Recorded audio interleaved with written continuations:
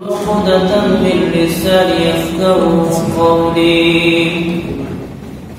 আলহামদুলিল্লাহ সুম্মা আলহামদুলিল্লাহ। আল্লাহ তাআলা দরবারে লাখ কোটি শুকর যে মহান রব্বুল আলামিন আপনাকে আমাকে মায়া করে মহব্বত করে ভালোবেসে যে আল্লাহ তাআলা জুমার দিন মসজিদে আসার বসার তৌফিক দান করেছেন, সেই মালিকের প্রতি শুকরিয়া আদায় করে বলি আলহামদুলিল্লাহ।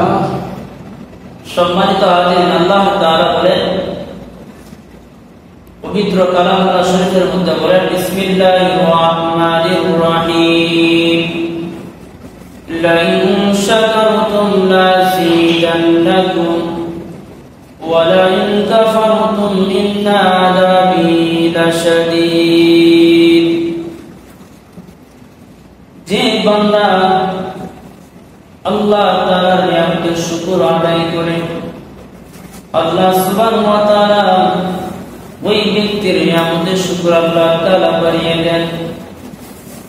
আর যে বান্দা আল্লাহ তাআলার নিয়ামতের শুকর আদায় করতে চায় না, অহংকারী করে, আল্লাহ তাবারক ওয়া তাআলা বলেন ওই বান্দার থেকে আমি আল্লাহ তাআলা নিয়ামতের শুকর ছিনায় নেই। শুধু তাই না, ইন্না আযাবি লাশাদীদ, ওই ব্যক্তির জন্য কঠিন আযাবের ব্যবস্থা আমি মাওলা পাক করে রেখেছি। এই জন্য আজকে জুমার আলোচনা হলো রবিউল আউয়াল মাস, নবীজির জন্ম,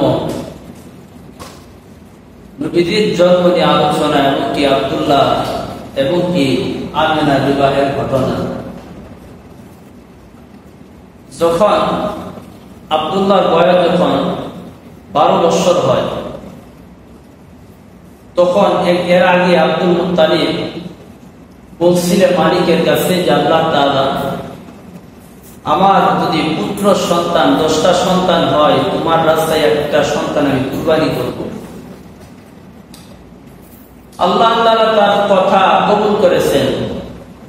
কবুল করার পরে আল্লাহ তাআলা তাকে 10টা সন্তান আল্লাহ তাআলা পুরা করে দিয়েছেন, ছেলে সন্তান। তারপরে আল্লাহ তাআলা তাকে 6টা কন্যা সন্তান দিয়েছেন। মোট হলো 16 জনের সন্তানের বাবা আব্দুল মুত্তালিব। যেদিন আব্দুল্লাহকে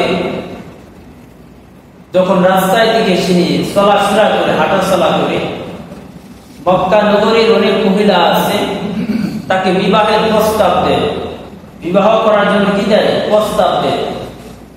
মক্কা নগরীর মহিলারা বলে যে আব্দুল্লাহ তোমার বাবাকে বলল যে আমাকে বিবাহ করে আমাদের অর্থ সম্পদ টাকা পয়সা আছে, তোমার নামে আমরা কি করে দেব?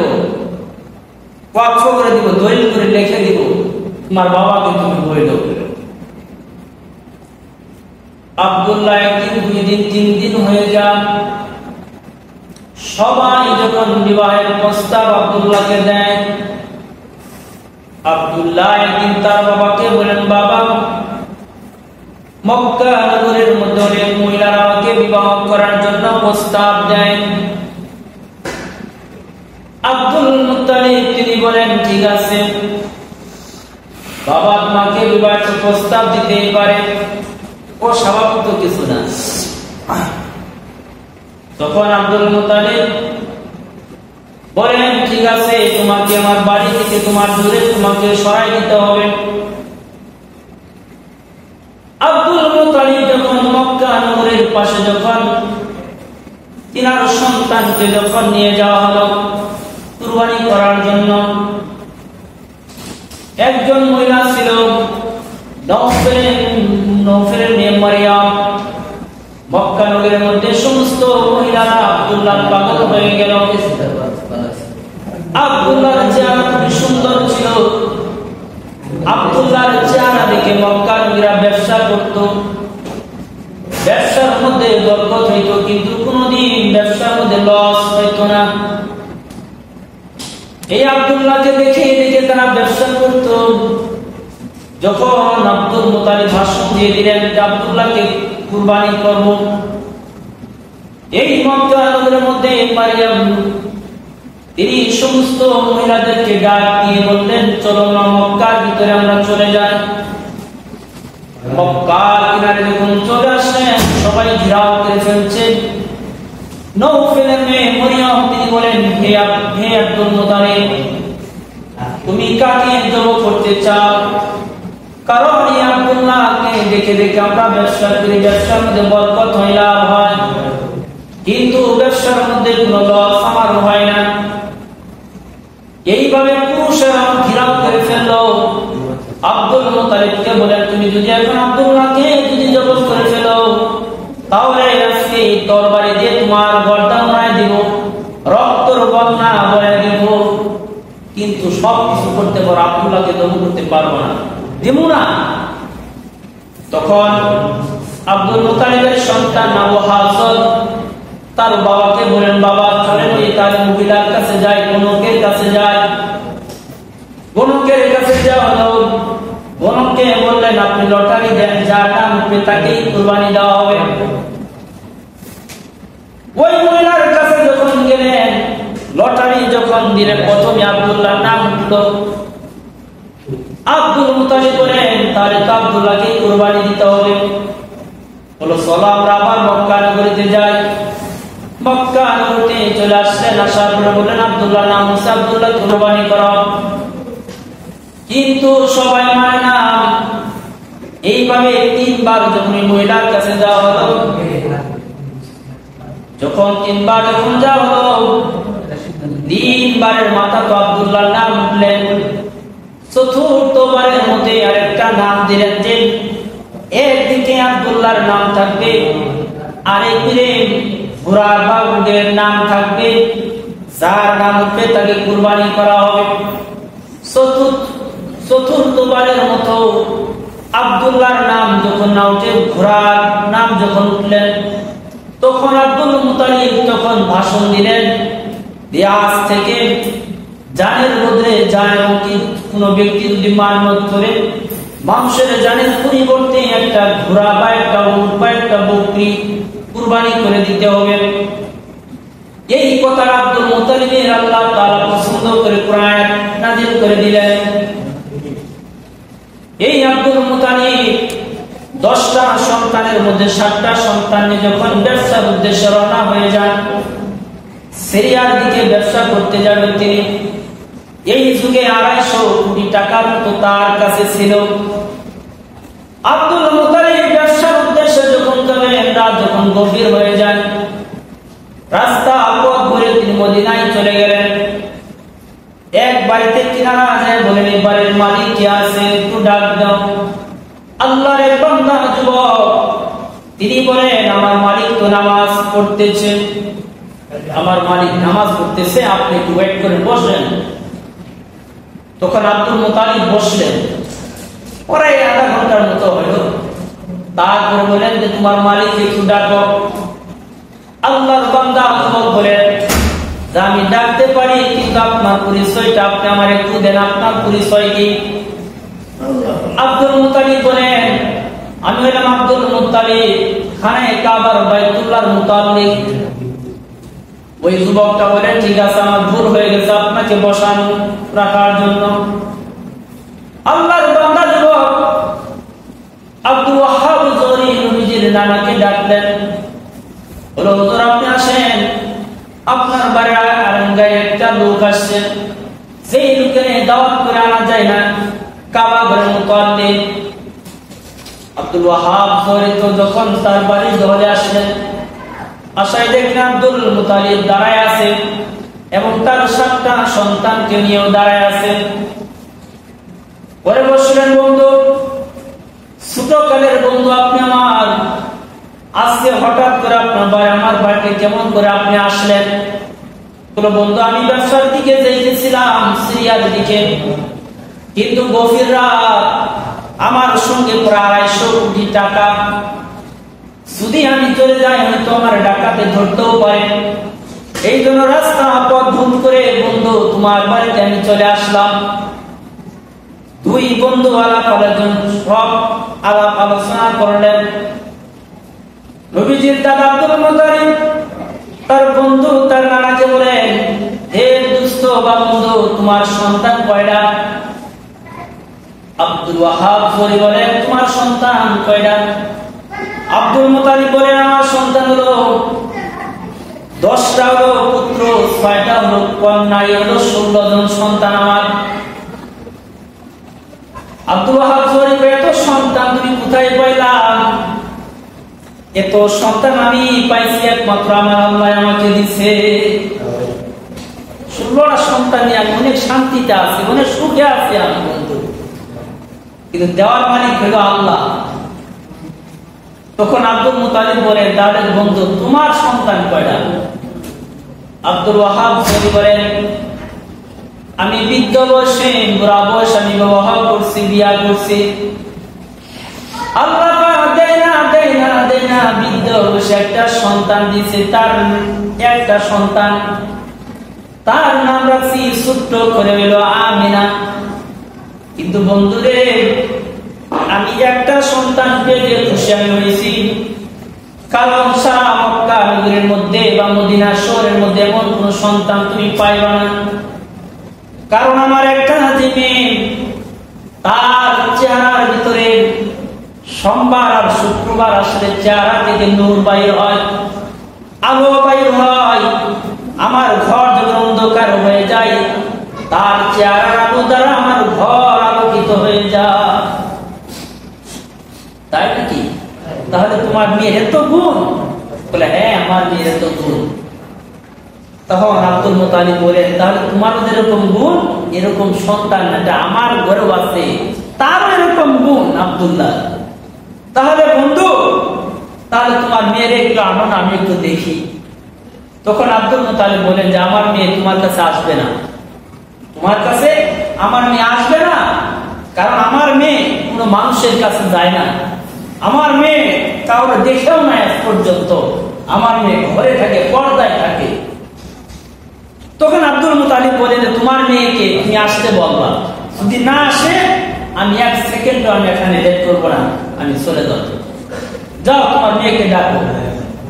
তখন এই আব্দুল মুতালিব যখন এই কথা বললেন, বলার পরে আব্দুল ওয়াহাব জোহরি আমিনার বাবা ঘরে যায়, বলে মা, ও মা আপনি কেমন আছেন? মা বলেন আলহামদুলিল্লাহ ভালো আছি বাবা। তখন মেয়ে বলেন যে আমি একটা মেয়ে আপনার, আমি ভালো না থাকি কই যাবেন আপনি? তখন আব্দুল ওয়াহাব জোহরি বলেন যে বাড়ির আঙ্গিনায় একটা লোক আসছে, তার সাথে কি দেখা করবা? আমিনা বলেন বাবা আমি অবশ্যই তার সাথে দেখা করতে যাব, পৃথিবীর মধ্যে আর কোন লোকের সামনে যদি আমি না যাই, আব্দুল মুতালিবের সামনে আমি যাব তার কাছে। তখন আব্দুল ওয়াহাব জোহরি কয় মা কেন যাইবার কারণ কি? বলো বাবা আমি আব্দুল মুতালিবকে কাবার মুতাল্লি, বাইতুল্লাহ মুতাল্লি তার একাধারে 3 দিন আমি রাত্রে স্বপ্ন দেখছি, আমি তার স্বপ্ন দেখছি, আমি এর জন্য বাবা আমি তার কাছে যাব, তার সামনে আমি যাব, পৃথিবীর আর কোন মানুষের কাছে আমি যাব না। তাহলে চলো মা যাও। তখন আব্দুল ওয়াহাব জোহরি তার আমেনা, আম্মা জান আমেনা একটা বিছন পাখা ছিল, আরেকটা হাতে শরবতের গিলাস নিয়ে আমেনা দরজায় হাজির। তখন আব্দুল মুতালিব বলেন বন্ধু এটা কি তোর মেয়ে? বলে হ্যাঁ এটাই আমার মেয়ে। তখন আব্দুল মুতালিব বলেন দোস্ত তোমার মেয়েকে আমাকে ভিক্ষা দাও, আমি তোমার মেয়েকে বউ বানায় আমার বাড়িতে আমি নিয়ে যাব, কারণ এরকম সন্তান আমার ঘরেও একটা আছে, তার নাম রাখছে আমি আব্দুল্লাহ। কারণ আমার ওই আব্দুল্লাহর সন্তান যখন সোমবার আর শুক্রবার হয়, তার চেহারা থেকে নূর বাইর হয়। আব্দুল ওয়াহাব জোহরি বলেন বন্ধু আমার একটা মেয়ে শুধু, আমি এমন একটা ছেলের কাছে আমার মেয়েকে আমি তুলে দিব, তার এমন আমার মেয়েদের সমস্ত গুণ আছে এরকম গুণওয়ালার কাছে দিব। আব্দুল মুতালিব বলেন বন্ধু আমার ঘরে আছে আমার একটা ছেলে আব্দুল্লাহ। আব্দুল ওয়াহাব জোহরি বলেন বন্ধু তোমার যে 7টা পুলা নিয়েছো, কারো চেহারার সঙ্গে কারো মিল নাই, এটা দ্বারা আমার সম্ভব না, আমি দিব না। কিন্তু মদিনার ওই সময় নিয়ম ছিল, আব্দুল ওয়াহাব জোহরি বলেন যে আমি মদিনার নিয়ম ছিল মাইয়া আলা করে টাকা দিয়ে মায়া কিনে নিতে হয়। আর আব্দুল ওয়াহাব জোহরি বলেন যে আমি ছেলে কিনে আনি, ছেলে কিনে এনে আমার মেয়েকে আমি দেব। তখন আব্দুল মুতালিব বলেন, হযরত, তার 3টা সন্তানকে পাঠিয়ে দিলেন, মক্কা নগরীতে পাঠিয়ে দিলেন যে আমার আব্দুল্লাহকে শেরওয়ানি পরাইয়া জামাইয়ের মতো সাজাইয়া তাড়াতাড়ি হাজির কর যান। এরা যখন গেলেন, আব্দুল্লাহকে শেরওয়ানি পরাইয়া যখন সাজাইয়ে যখন আনেন, আব্দুল ওয়াহাব জোহরীর বাড়িতে যখন আনলেন 4 দিন পরে, তখন আব্দুল ওয়াহাব জোহরী বলেন, বন্ধু, তোর কাছ থেকে আমি আজকে ভিক্ষা চাই, তোর সন্তান আমাকে ভিক্ষা দে। 4 দিন আগে আমার কাছে ভিক্ষা চাইছিলি আমার মেয়েকে, আজকে আমি তোর কাছে ভিক্ষা চাইলাম, তোর সন্তানটা আমার দে। কিন্তু বন্ধু, আমি জানতাম না এরকম সন্তান তোর ঘরে আছে। তখন এদের সঙ্গে বিবাহ সমস্ত কিছু হয়ে গেল। হওয়ার পরে আম্মা জান আমেনা স্বামীর বাড়িতে গেলেন, আব্দুল মুতালিবের বাড়িতে গেলেন।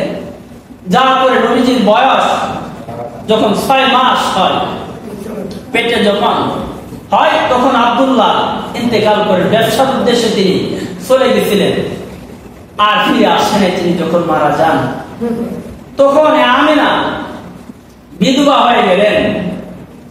হওয়ার আগে নবীজির আব্দুল ওয়াহাব জোহরী তার নানা, তার অনেক সম্পদ ছিল, আমেনা নামে লিখে দিয়েছেন।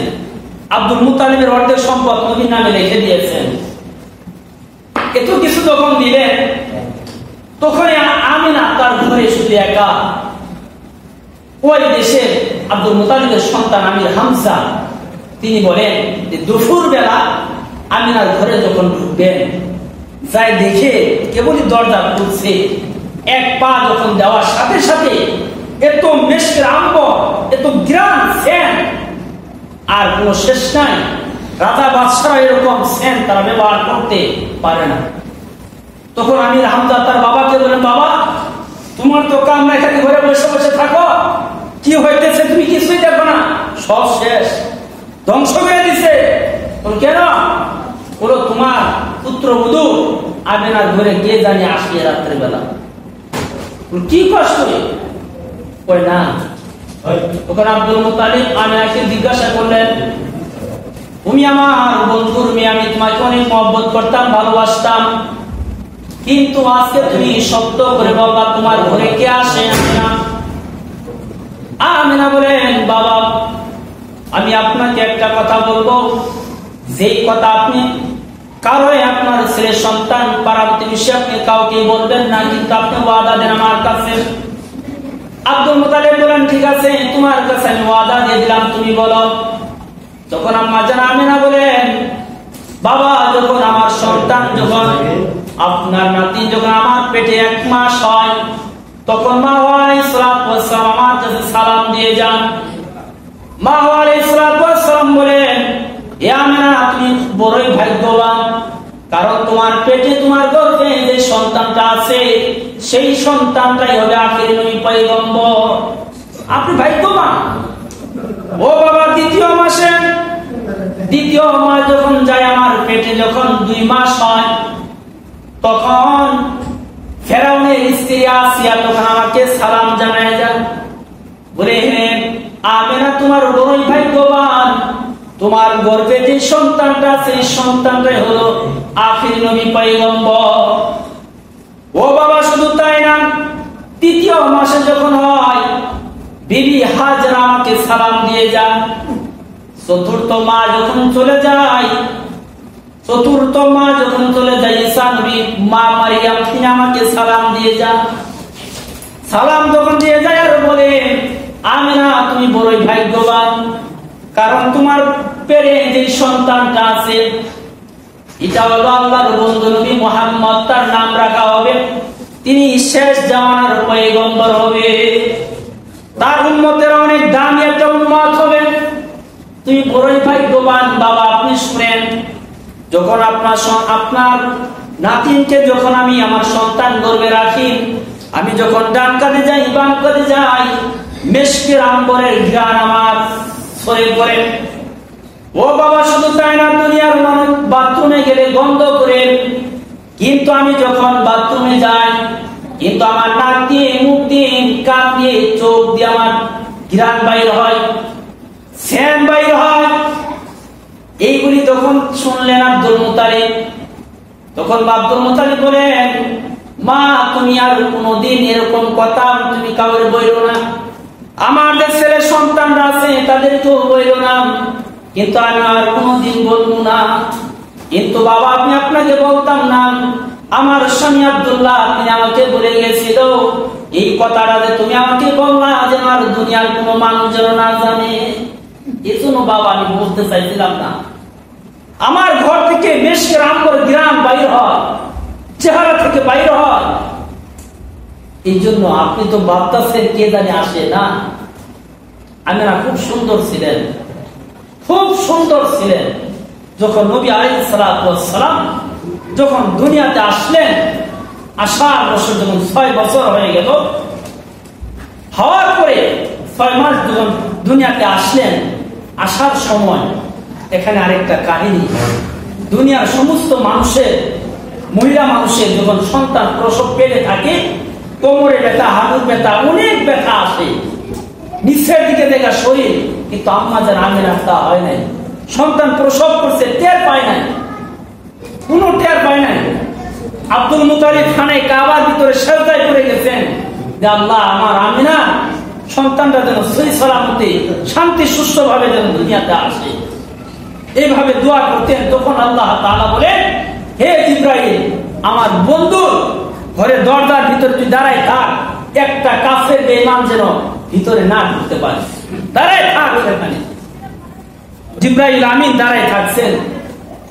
দাঁড়ানোর পরে যখন সন্তান হয়ে গেলেন, আবু জেহেলের, আবু লাহাবের একটা দাসী ছিল, তাকে রাত্রে রাখছে সমস্ত কিছু। তখন নবী আলাইহিস সালাতু ওয়াস সালাম যখন দুনিয়াতে আসার সাথে সাথে সেজদায় পড়ে গেছেন।